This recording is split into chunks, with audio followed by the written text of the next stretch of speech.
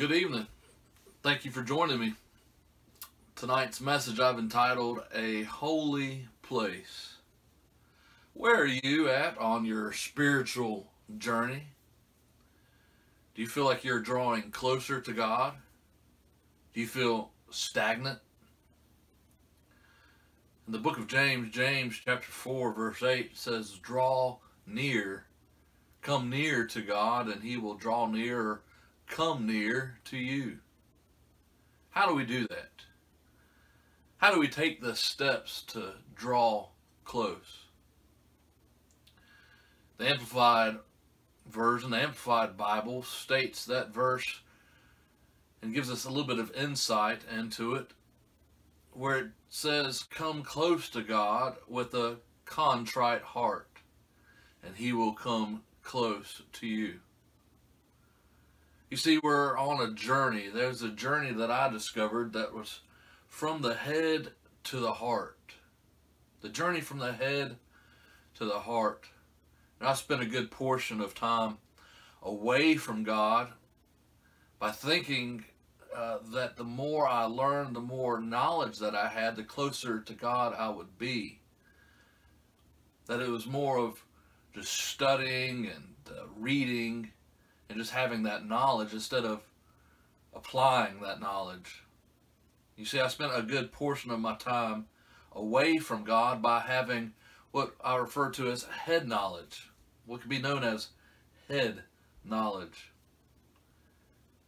And I came to find out that that time that I spent with just the head knowledge was really dead faith. I didn't apply my faith.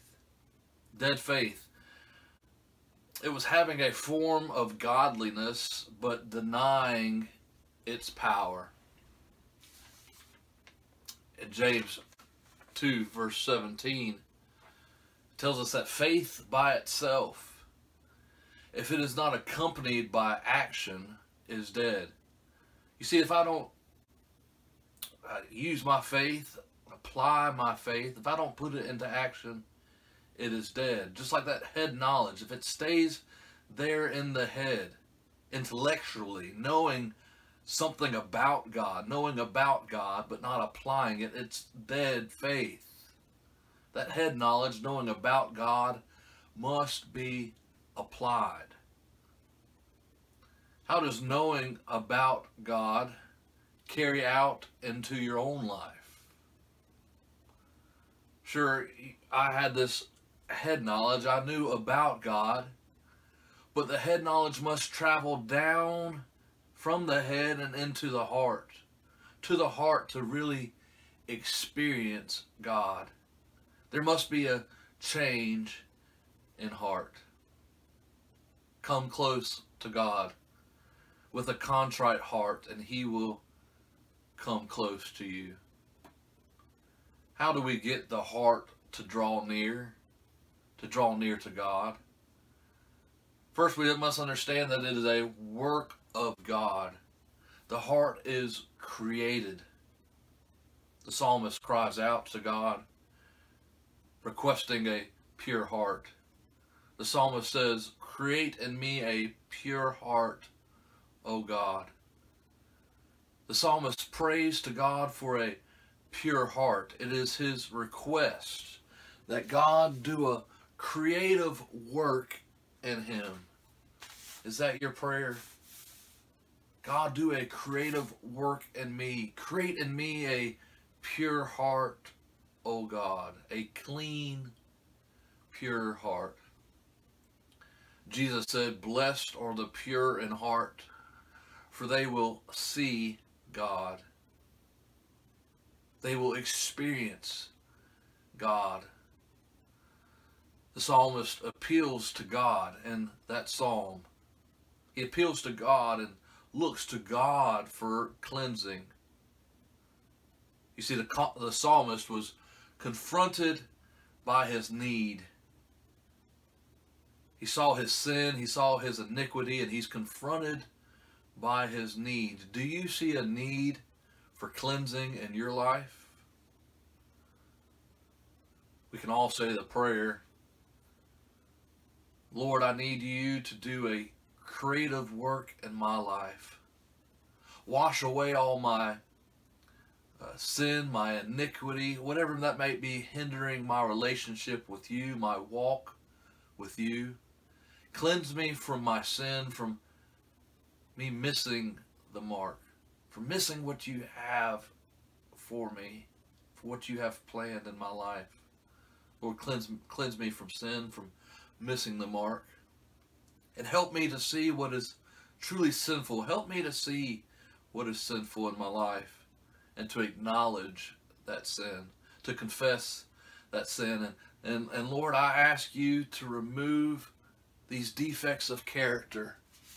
Remove these defects of character and give me a willing spirit to let them go. Let me be willing to let go of anything that stands in the way of drawing close to you.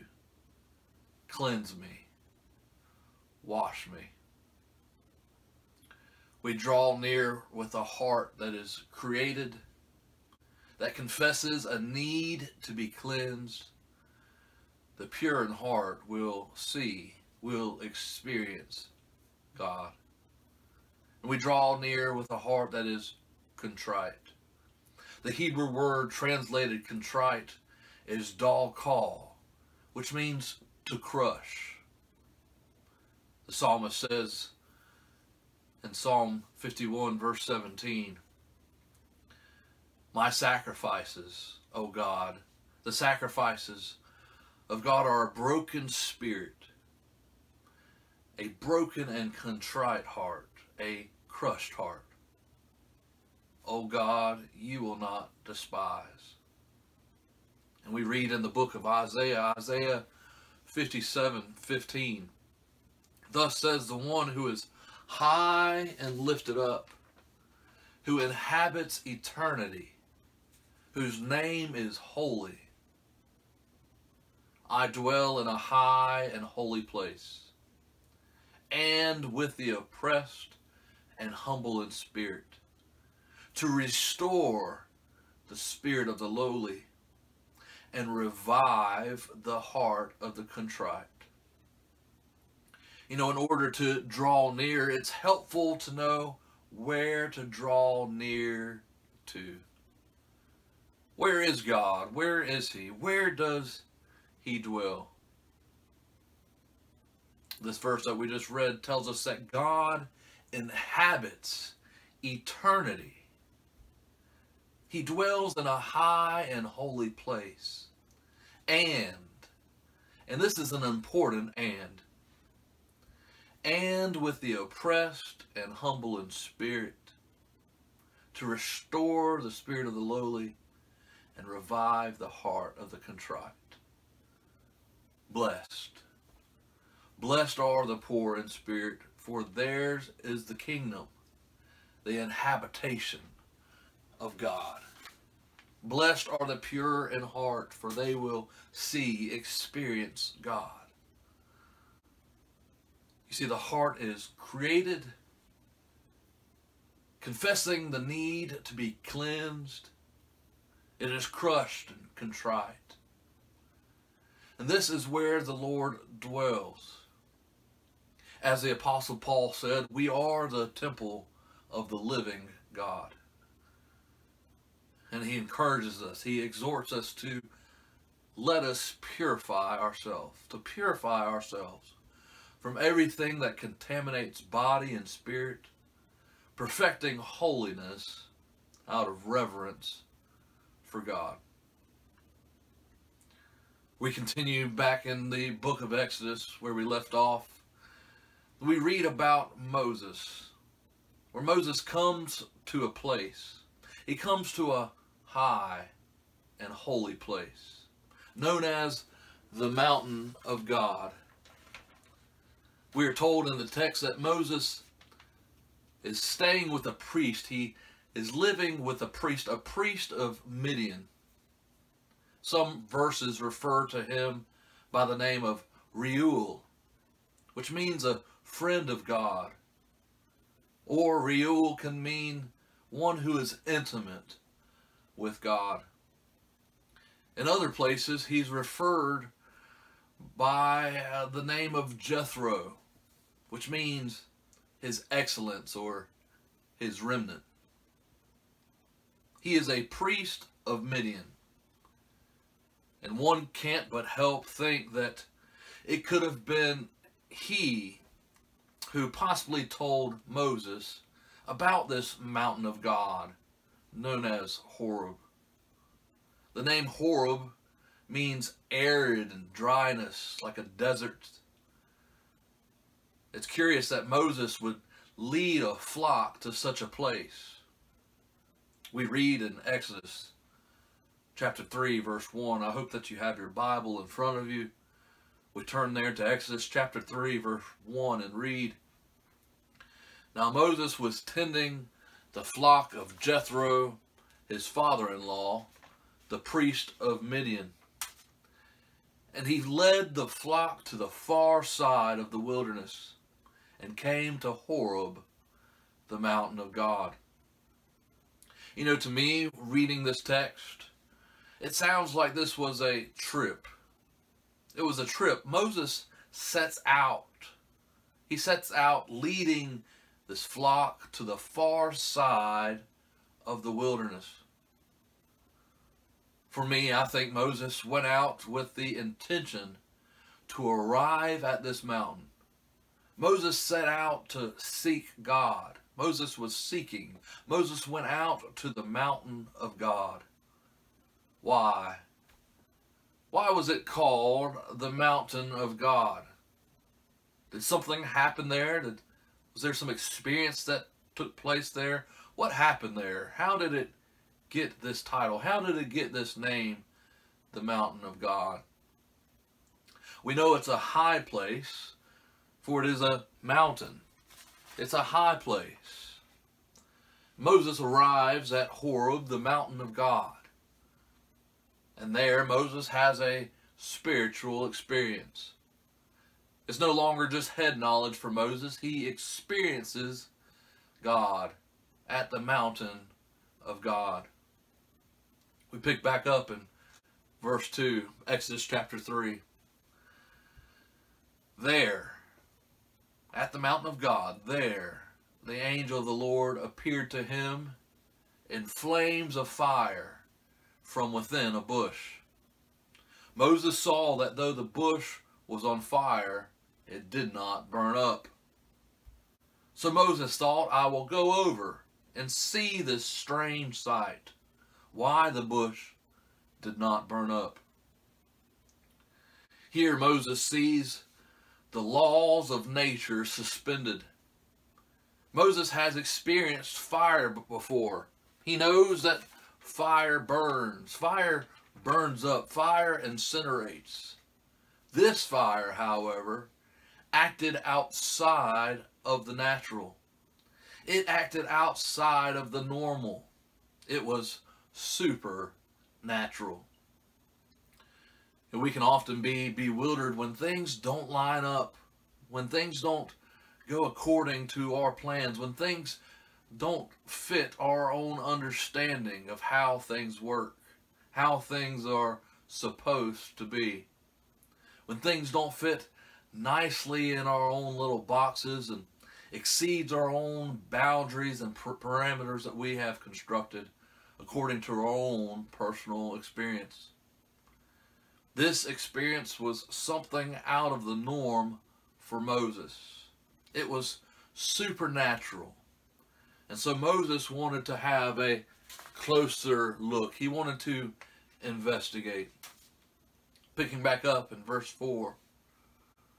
When the Lord saw that he had gone over to look, God called to him from within the bush, "Moses, Moses." And Moses said, "Here I am." If Moses went with the intentions of seeking God, he had arrived. Moses' seeking heart had made contact. As Jeremiah 29 verse 13 states, the Lord says, "You will seek me and find me when you seek me with all your heart." Moses draws near, and God drew near to Moses. And God calls out to Moses. He calls Moses by name, and Moses answers, "Here I am. Here I am. I have sought you. I've been seeking you, and now I have sought you. I have drawn near. I have arrived. Here I am." Does Moses have a seeking heart? Did he go to the place? Did he go over to the bush for a closer look? Did he draw close? Notice that is when and where God spoke. When Moses drew near. Perhaps you are waiting for God to speak to you. We see that we are to draw near. Draw near and allow God to give you direction and insight. Moses drew near and he received instruction. Pick back up in verse number 5. "Do not come any closer," God said. "Take off your sandals, for the place where you are standing is holy ground." The place where we meet God is holy ground. The place where God is holy ground. Are you drawn to God? Are you drawing near Him? Are you seeking Him? Are you going the distance, going the length? Willing to go to any length? Are you going the distance? Are you asking Him to do a work in your life? We read here about Moses. Moses made the journey. He crosses this wilderness and he arrives at the place known as the mountain of God. And there he experienced God for himself and received instruction. Have you experienced God? We may not have a burning bush experience as Moses did, but we should all be changed and have a spiritual experience. If you haven't done that, I exhort you to pray. I encourage you to pray and ask the Lord to do a work in your life. I hope that this message has been a blessing to you. I hope that you have a blessed rest of your week. And until next time, bye-bye.